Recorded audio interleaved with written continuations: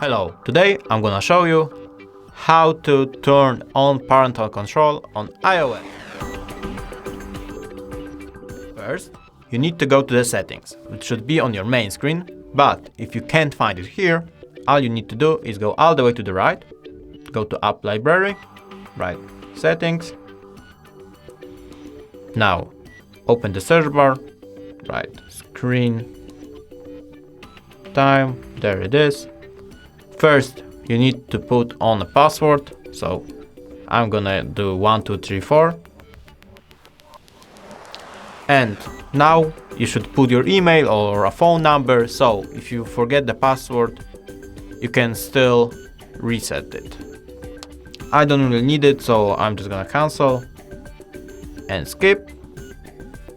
And now you need to go to Content and Privacy Restrictions and turn it on. That's it. It's really simple. Thanks you for watching. I hope you subscribe our channel and bye.